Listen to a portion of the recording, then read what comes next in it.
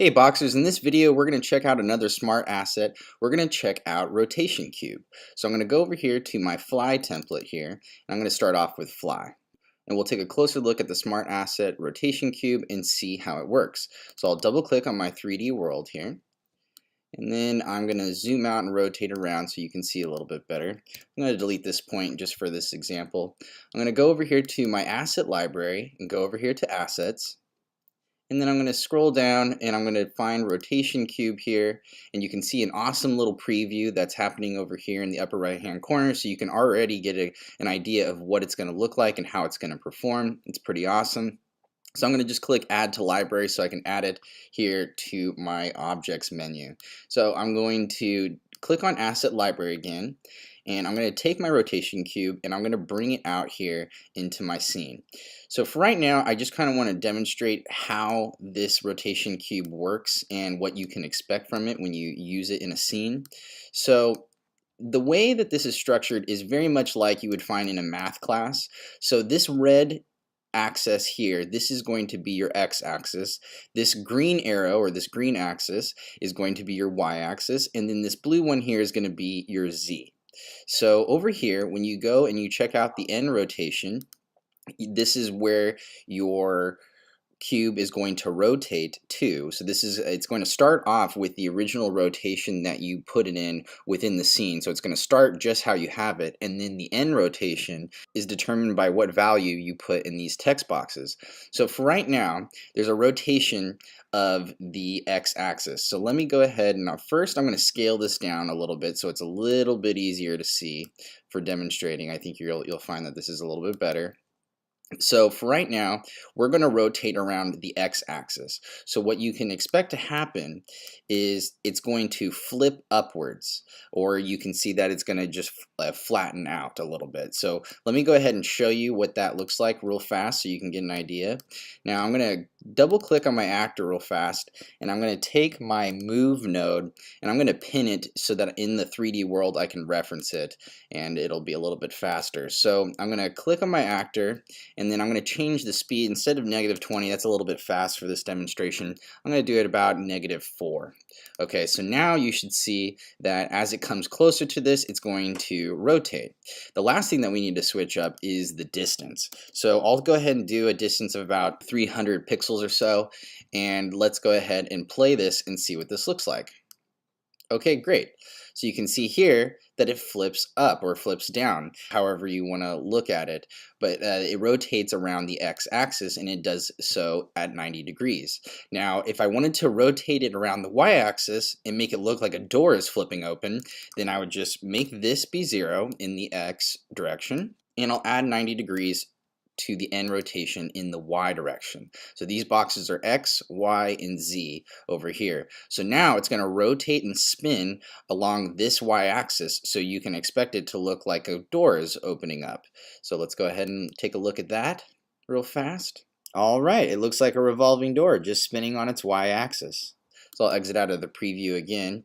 And so the last one is rotating around the z-axis. So I'll go ahead and take it off the y, and I'll do a 90 rotation of the z-axis. And so what you're going to see now is it's going to spin. So this should come up to the top, this will go to the bottom, or vice versa. This side might go up to the top, but it's going to spin along this z-axis right here.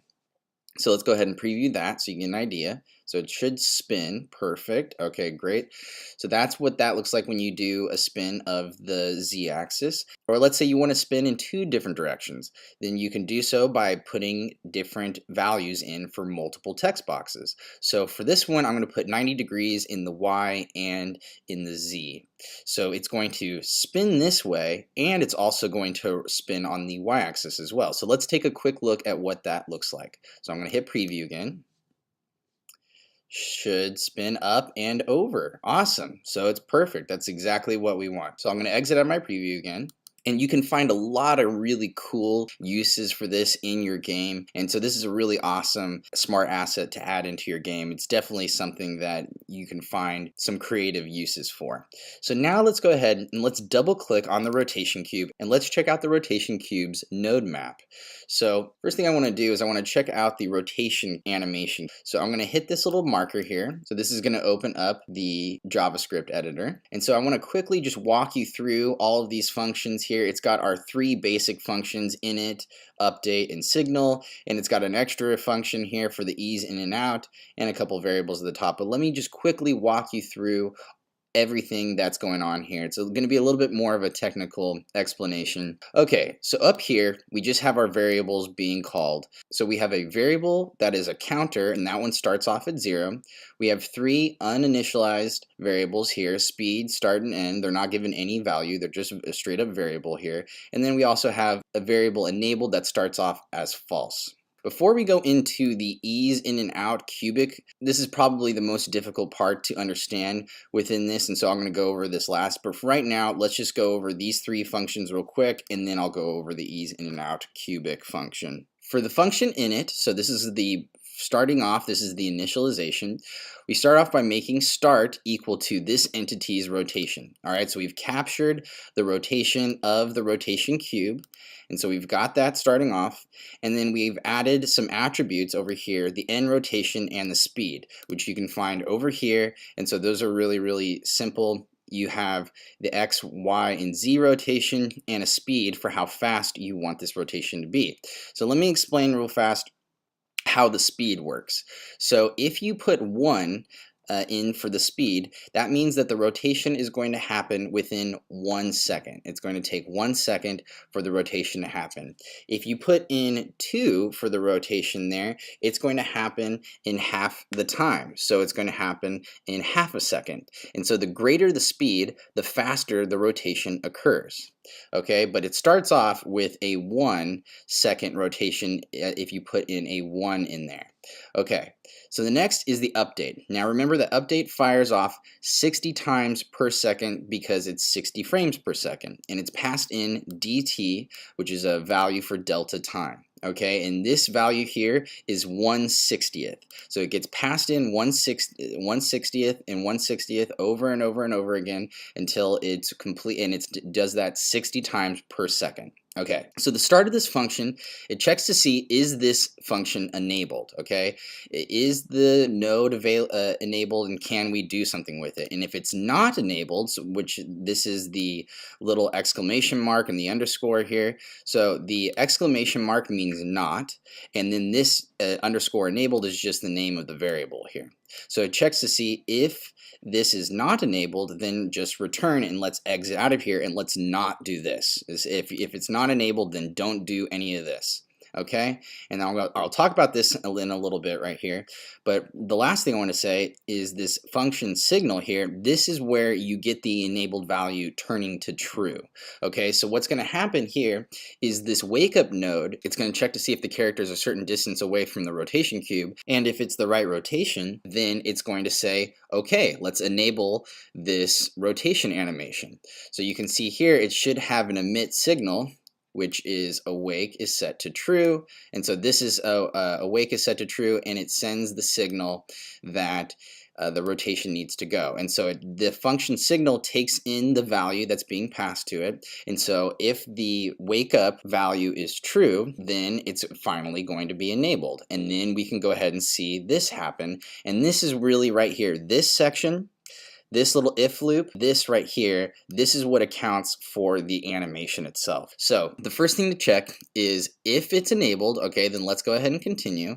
And if so, first it checks to see, okay, what is the counter? And if the counter is less than 0, then we're going to start doing this animation. And we already know that the counter is set to 0 to start off with, so it's going to start off at 0, and then it's going to continue to go higher and higher and higher up until it reaches 1, and it's going to keep going through the process of doing the animation until it reaches 1, and then it's going to stop, and it's going to exit out of here, and then the animation is completed. So The first thing is it creates this anim variable here, and it's set equal to the ease in and out cubic function up here, and it's passed in the counter value. So it's passed in a counter value of 0 to start off with. And so then what this does is it passes in a 0 here for the t. So now the counter has become t, and so ease in and out cubic is passed in a 0. Okay, and then this first statement here is it divides 0 by a half, and as long as t is less than 0, then it returns 1/2 t times t times t. So what this does right here, this example is an example of exponential growth. Okay, the second part here is an example of exponential decay. So I'm going to show you real quick on a graph what this looks like. And what this does is it creates a nice smooth animation that looks really fluid in your preview. So I'll show you the graph right now.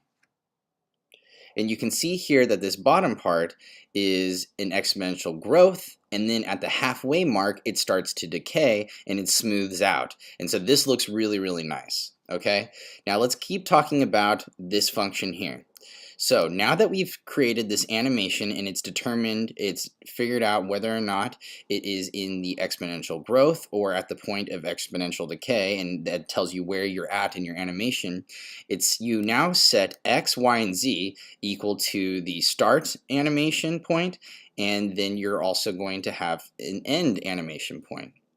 So let's take a look at just x for right now. Okay, so it says let x equal the start value. So the start value, if you remember, is equal to the original entity's rotation. Okay, so it stores that value in as the rotation. And so to start off here, the anim, for the very first time it's being passed in, okay, you're going to pass in 0 because the counter is equal to 0. So it passes it into the ease and out cubic function here, and this ends up just being 0 divided by a half, which is 0, and then if t is less than 1, which it is, it's going to return 1/2 times 0 times 0. So you end up just starting off with your 0 animation. And what this does is this accounts, basically what it's accounting for is the entire animation. It's your starting point, okay? And then what it's going to add is the animation as it takes place piece by piece. So as 1 is minusing the animation here, this value is going to become less and less and less until there is no more start animation happening. You have nothing left of the start animation, and you're going towards just having what is in your end animation here, your end rotation. That value is being passed in here for the underscore end dot x, and then it's multiplied by the animation. That tells the speed or just where it's at in the animation. Okay, and it's the same thing for the y coordinate and the z rotation. And then what it does is this entity it sets the rotation. Now the function set rotation sets the x, y, and z according to where it's at in the animation. And this happens 60 times in a second. So it's constantly checking boom, boom, boom, boom. And then it's going to smooth out. And then at the very end of this function, the counter is then updated. So plus equals means it's adding to the value of whatever delta t times the speed. So this is going to be 1/60th times the speed, and it's going to just keep adding and adding and adding until the counter eventually equals 1. And then once the counter equals 1, it's never going to perform this loop, because it only performs this loop if the counter is less than 0, or I'm sorry, if the counter is less than 1. So if it equals 1, then it does not do this, and then your animation is complete. This is basically the breakdown for the code here for the logic, and it's very, very simple to edit this logic around if you like. So again, let's check out. So this is the ease in and out. So this is a nice curve. It's a much smoother animation. Let's take a look at what it looks like without this ease in and out cubic animation. Okay, so one last time, let's take a look at what it looks like with it. So you can see here, kind of a nice smooth animation. And then let's take a look at what if I just got rid of the ease in and out cubic, and I just let the animation equal the counter. Okay, it'll still work, but what's going to happen here is this is going to be more of a linear animation. So this is like on a graph of value over time. This is going to just be very, very straight on. It's going to be just a straight line and linear. It's not going to have that smooth curve. So let's go ahead and run it now with the animation just equaling the counter. Let's see what the difference is. Okay, see how it kind of is, it's just very, very straightforward. It's the same speed. It doesn't have that kind of like the whip around. Let's go ahead and let's change this back. So I just added the ease in and out, cube it back, and let's see it one more time so you can see the difference. See how it kind of has a nice, like a more of a natural rotation, and it looks a little bit nicer. So I'm going to exit out of the preview here. So you can change it to whichever way you want. If you like the effect of the ease in and out, then please go with that. If you like the more of the linear and just it's very stagnant and straight, it performs the rotation at the exact same speed throughout. Then if you like that, then go ahead and get rid of this ease in and out cubic function. Just make the anim equal the counter, and you can probably comment out this function or just leave it. It doesn't really matter. It's never going to be fired off because you get rid of the ease in and out cubic function here. So I hope you thought this video was useful. This is a kind of a more in-depth look at the code that's going on behind the nodes here. So if you want to edit it or change things, you can totally do that. In the upcoming videos, we're going to go over a much more simpler flow of how you can start and create your game start to finish. And it'll be a lot more easier for all of you non-coders out there. But just in case you wanted to take a look at what's going on behind the scenes, I wanted to kind of briefly go over what's happening here. All right, boxers, thank you so much for watching this video, and keep on boxing.